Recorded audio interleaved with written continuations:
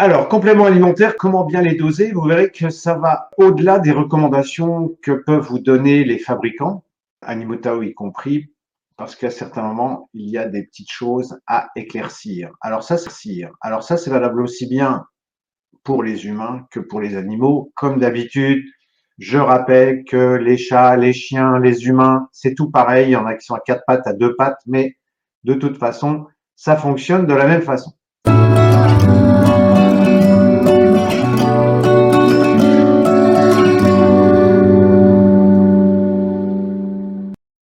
Alors, avant de rentrer dans le vif du sujet, quoique, je vais vous proposer une petite expérience. Voilà. Ici, vous avez une plante. J'espère, attendez, je vais reculer un peu. Voilà, vous avez une plante. Vous pouvez constater qu'il y a des feuilles jaunes, que les feuilles sont toutes molles. Voilà. Et que vous voyez qu'elle ne respire pas la santé. Alors, je ne vous dirai pas qui est l'auteur de ce méfait, mais ce n'est pas moi. Allez, je vais vous demander un diagnostic de ma plante. À votre avis, quel est le problème de cette plante?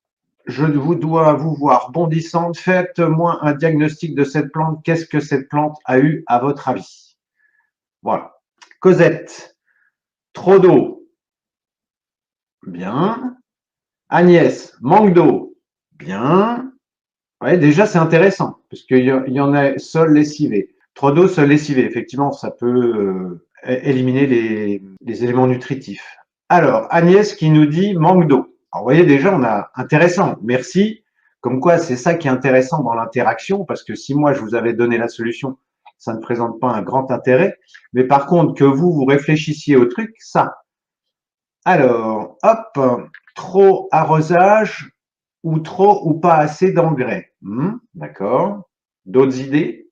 Oui, déjà que simplement pour une simple plante, hein. Alors, on est déjà à 2 trop d'eau et un pas assez d'eau. Manque d'oligo. Ouais, ok, intéressant. Agnès, terre trop pauvre. Ok. Manque de lumière. Ouais. Donc, vous voyez, on a manque d'eau, manque d'oligo, pas assez d'engrais. Vous voyez, c'est intéressant, hein, sur une simple plante, hein. Bon, après, vous l'avez pas sous la main non plus, puis vous connaissez pas forcément l'historique, mais vous voyez, comme ça, feuilles jaunes, les feuilles toutes molles, vous voyez que ça va nous amener justement à la suite. Donc, cette plante, et ça va nous amener à un concept extrêmement important, je veux dire, en médecine chinoise, mais d'une façon générale. C'est-à-dire que vous voyez que si une plante a trop de soleil, trop de chaleur, hein, on va dire ici, on va mettre le soleil, c'est pas de la lumière, hein, on est bien sur de la chaleur, hein, pour pas qu'il y ait d'ambiguïté. Et ou si une plante a trop d'eau, vous voyez que grosso modo, c'est pas exactement les mêmes signes, mais si on était allé plus loin dans le process, on aurait eu une plante qui se dessèche, une plante qui meurt. Donc de toute façon, au bout du compte, on arrive au même résultat.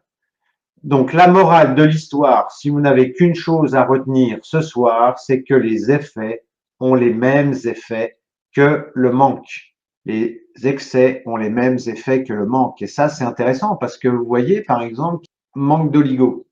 Ben, en fait, ici, notre plante, en l'occurrence celle que je vous ai montrée, on était sur un excès d'eau. Voyez?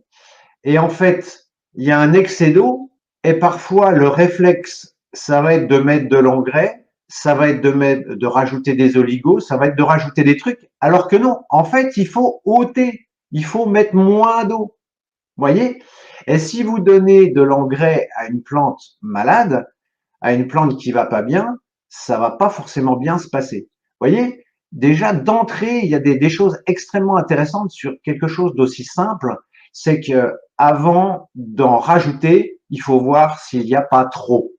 Donc, le trop, c'est ce qu'on avait appelé un état de plénitude, et le pas assez, c'est ce qu'on avait appelé un état de déficience, hein. Mais avant de vouloir renforcer, avant de vouloir reconstituer, avant de vouloir rajouter des choses, est-ce qu'il n'y a pas des choses en trop? Voyez?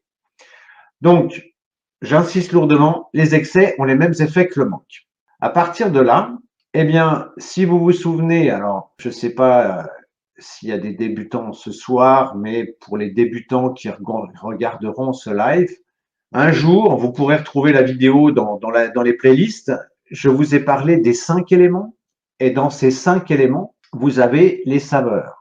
Et ces saveurs, eh bien, vous les retrouvez dans chaque colonne, c'est-à-dire que au foie correspond l'acide, au cœur correspond la saveur amère, à la rate correspond le sucré, au poumon correspond le piquant et au rein correspond le salé.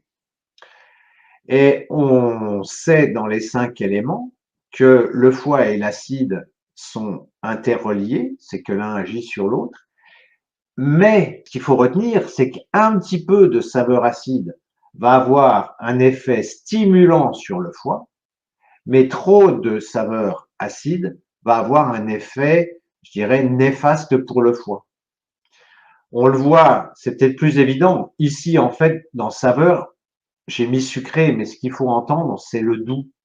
C'est-à-dire que quand vous prenez des céréales, des sucres lents, ça va être bon pour la rate, mais quand vous prenez du sucré, des bonbons, je sais pas, genre Haribo ou ces cochonneries comme ça, eh bien, ça va avoir un effet délétère sur la rate. Parce que déjà, c'est hyper sucré, et puis a fortiori, si il y a une surconsommation, comme avec les boissons sucrées et autres. Donc, quand vous voulez agir, je dirais au quotidien, puisqu'il y a beaucoup de gens qui me posent des questions sur la diététique du quotidien, l'idéal, évidemment, c'est de jongler avec les 5 saveurs, mais en petite quantité. À la cantine, vous avez des gens, le plat arrive et systématiquement ils repoivrent. Ben là, ils vont être dans l'excès de piquant, où vous avez des gens qui ressalent. Là, on va être dans l'excès de salé. Si leur organe est déficient, l'organe va appeler la saveur, mais comme les gens ne savent pas forcément doser, hop, ils en rajoutent et ils en mettent trop. Et en fait, l'effet va être pire que le remède va être pire que le mal, quoi, si quelque part. Mais ce qu'il faut savoir, c'est que si vous êtes attiré par une saveur, eh bien, ça vous renseigne sur l'état des organes. Si par exemple vous avez besoin, vous êtes plutôt sucré, en général, bon, les gens sont plutôt sucrés ou salés. Alors vous avez certaines personnes qui aiment l'acide avec le vinaigre dans la sauce de salade, ou des gens qui vont aimer la suze, ou là on est en train de tester des cafés là. Ouais, on a testé un café, je sais plus d'où, d'Indonésie, je crois. Waouh, il était amer, mais on aurait cru de la gentiane, quoi. Donc, vous voyez, bon, sans doute qu'il y a des gens qui aiment. Donc, un organe qui va être déséquilibré va appeler la saveur, mais à ce moment-là, il va falloir y aller en douceur et pas à grands coups de mettre un demi-litre de vinaigre dans la salade, sinon vous allez avoir l'effet inverse. Donc, c'est ça qui est intéressant. Vous savez, quand je vous avais dessiné le yin-yang, et à un moment donné, pour ceux qui se souviennent, pour ceux et celles qui se souviennent, donc là, vous avez le yin et le yang, et je vous avais dit, à un moment donné, l'extrême yang se transforme en yin et l'extrême yin se transforme en yang. Eh bien, dès que vous êtes dans l'excès, vous avez un effet inverse. Ça, c'est quelque chose qu'il faut garder en mémoire. Voilà, c'est ce que je voulais déjà apporter comme connaissance ce soir. C'est un petit truc tout bête, mais pensez-y. Alors là où ça va devenir encore plus intéressant, c'est sur les compléments alimentaires. Et là, je vous ai trouvé ici un petit tableau que j'ai trouvé. J'ai juste pris les informations nutritionnelles. Et là, vous voyez que dans ce complément alimentaire, vous avez que des vitamines et des sels minéraux, oligo-éléments, etc. On met toutes les vitamines et hop, poulet jeunesse.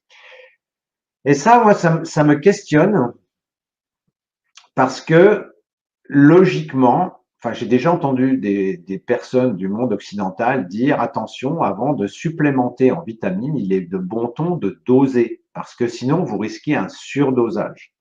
Et si on reprend ce qu'on a vu en médecine chinoise tout à l'heure, Eh bien, ça veut dire que si vous êtes en surdosage d'une vitamine ou d'un oligo-élément, eh bien, vous allez avoir un effet inverse. Alors ça questionne aussi parce qu'en cas de cancer, certaines personnes du monde occidental préconisent des hautes doses de vitamine C. Et là, on peut se poser la question, est-ce que ce que je suis en train d'énoncer, c'est valable pour tout, ce que je serais tenté de croire, et pourquoi la vitamine C ferait exception?